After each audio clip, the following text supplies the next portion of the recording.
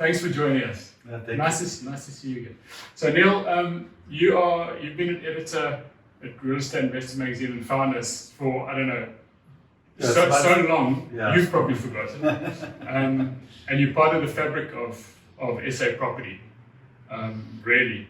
You're so well connected in the SA property sector, in the investment sector. And the reason that we're so grateful to have you talking to us today is that, investors in general, in particular the investors who invest through us, would, I think, get some benefit from your insights. So thanks for coming to join us for a casual chat about investments in general. What's the general sentiment, just to get around investing in South Africa? How do investors feel at the moment? Yeah, so I think you've got to be careful about what you consume. I think, the bad news intake. And I feel that the more successful investors, people that are really performing really well, tend to kind of block out the bad news. I mean, it's there in the background because those challenges come to the fore when they need to move forward on a project and what have you. And I mean, the one thing is obviously the effect of electricity right now at the moment. I mean, the effect of load shedding is it's affecting everybody. It's literally affecting our daily lives. And I mean, so it's very difficult to just sort of put that under the carpet and just carry on. So I think the sentiment, this belief in South Africa that South Africa is going to work, and fundamentally, I think we're all looking at that upside. But I think then the whole thing is this whole load shedding thing is like a dark cloud that's hanging over us at the moment, and it doesn't seem to be improving. So unfortunately, that's the big downside at the moment. That's holding things back because it's affecting everything. The upside is that there is still light at the end of the tunnel if we can resolve this electricity thing.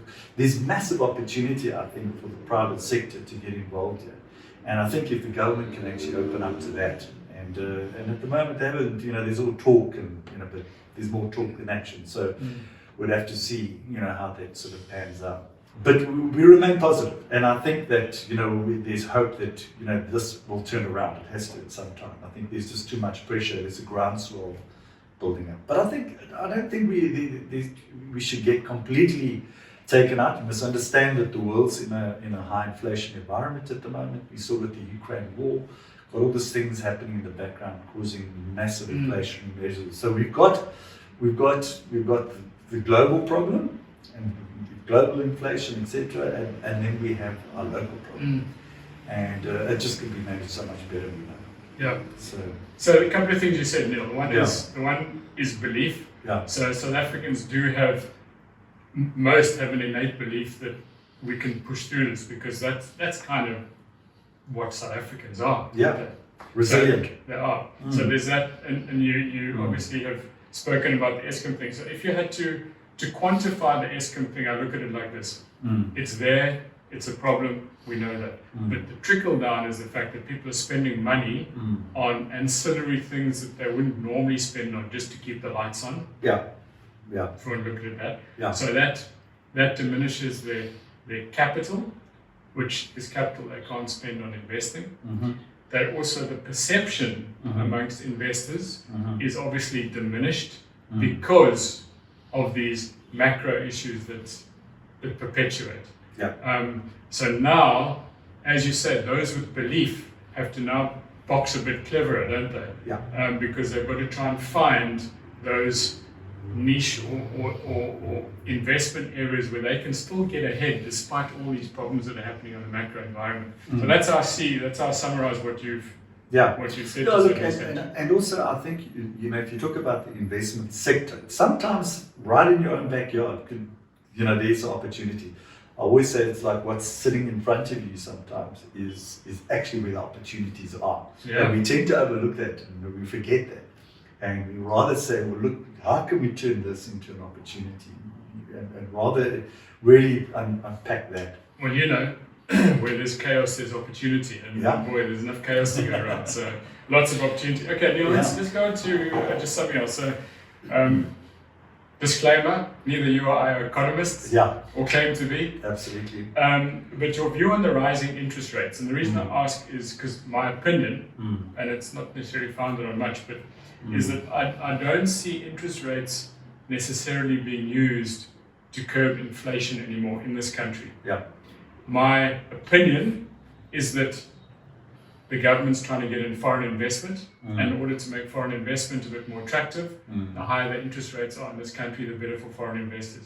Yeah. And of course, in some strange way, they're trying to stabilize the rand as well, but I don't think this is the instrument to do it. No. So what are your thoughts on that, rather than the fact that we keep on hearing the same old story, it's to curb inflation. Yeah, look, that's been sort of, I think, the macro policy for quite a while.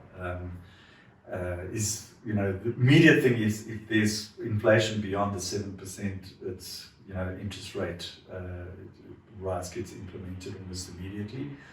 So I think what's happening in South Africa is not purely a South African story, it's also a global story as well.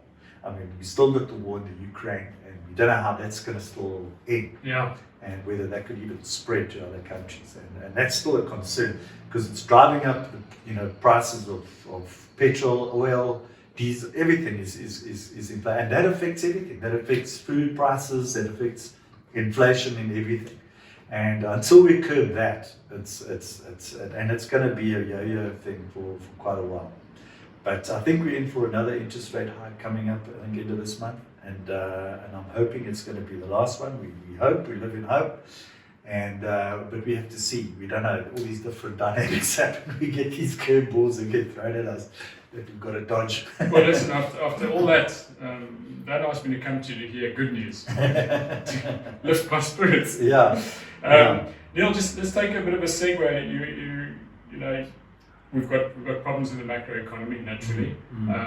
Some of the problems are relegated to certain areas or provinces. Yeah. So, word on everyone's tongue, semigration, which you know quite well. Yes. Is it all hype? Is it anecdotal, or is there something tangible?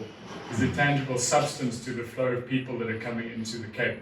Thoughts on that? So, if you look at semigration as a concept, it's not a South African story. Yeah. In the US, people have been moving from the north, which is a lot colder, into the south, which is all the sunshine states, for years.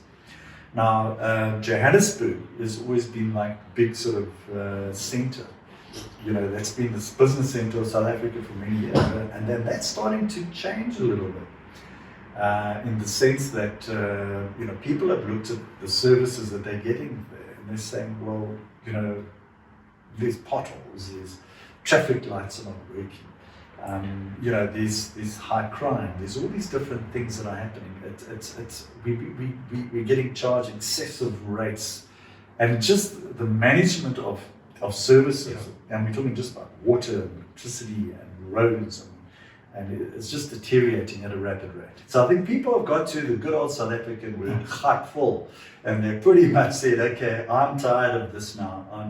I need to find somewhere in South Africa where I could settle. And the Western Cape has always been the big secret, the big sort of secret. I mean, I'm a born and bred Cape Townian, and I always loved coming. I've traveled quite widely internationally, and the best thing is when you get on a plane and come back to Cape Town, you feel this is home.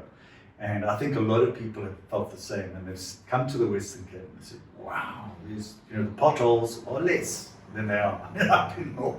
Sure. And so yes, so it's definitely, I would say it's a trend that's happening at the moment. So the entire Western Cape, services are managed so much better, and people just feel more comfortable with that. So it's a lifestyle type thing, which they've chosen. Demand is up here in the Western Cape, as you know, massive demand, and it's driven the rental markets up. It's driven everything up. You mentioned something just now, which is infrastructure. Yeah. So my personal opinion is without solid infrastructure, you don't get investment. Yeah.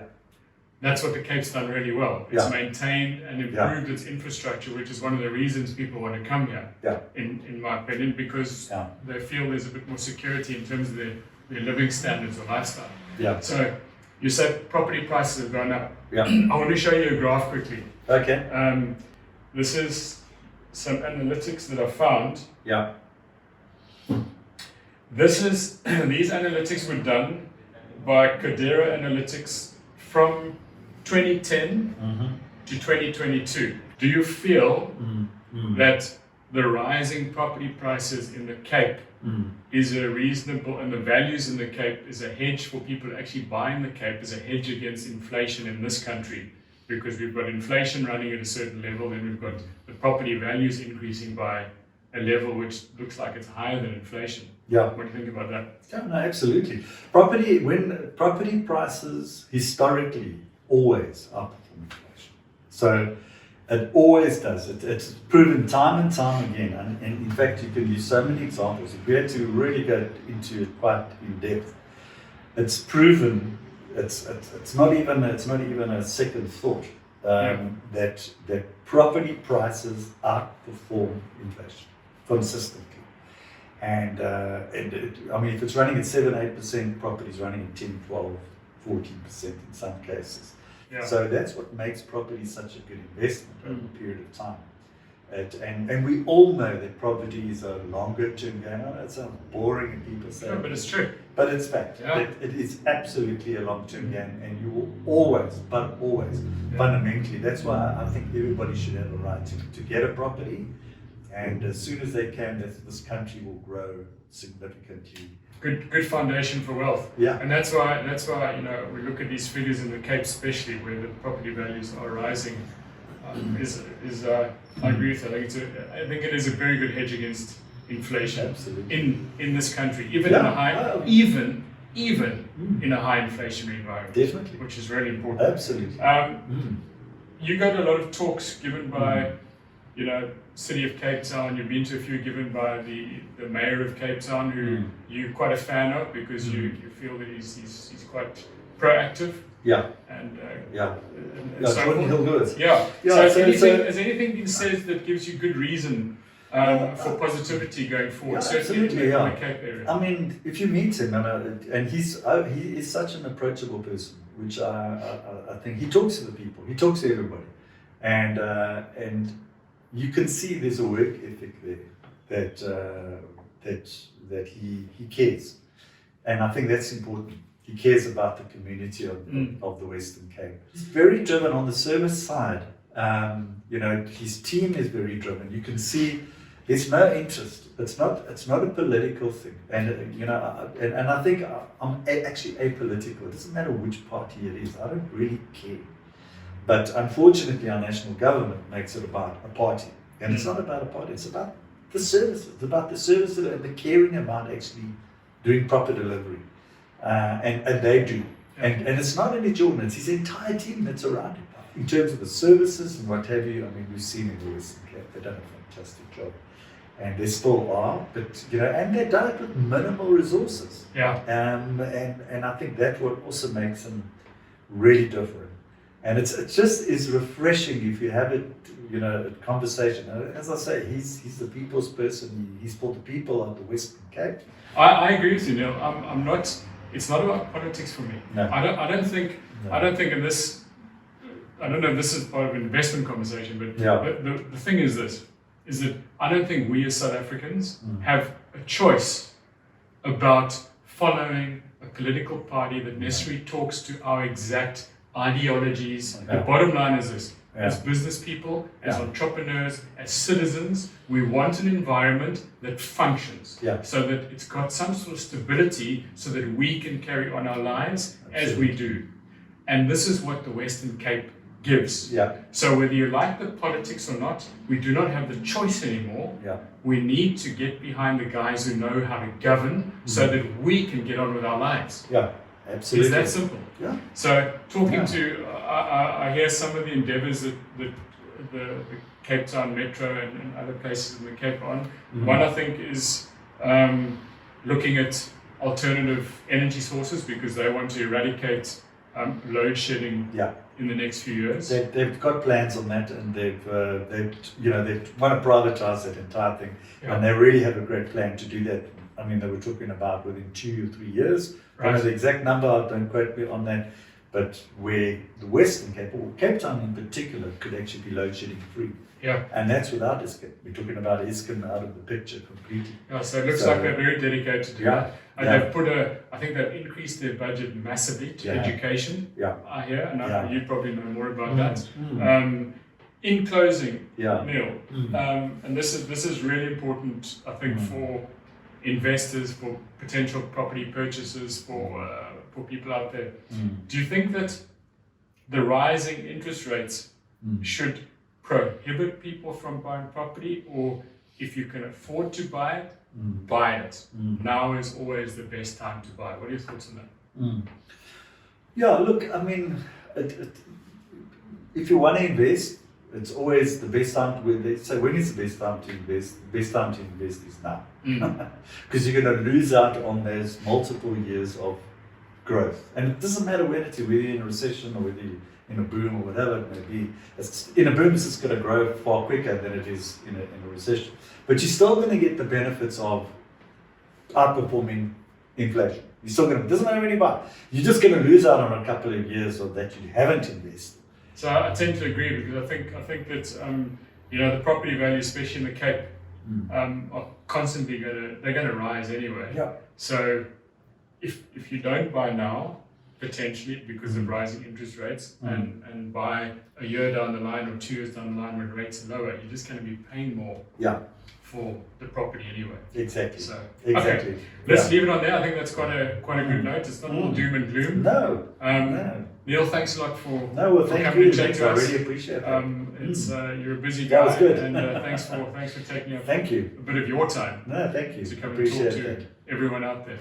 Good stuff. Thank you. Cheers. Awesome.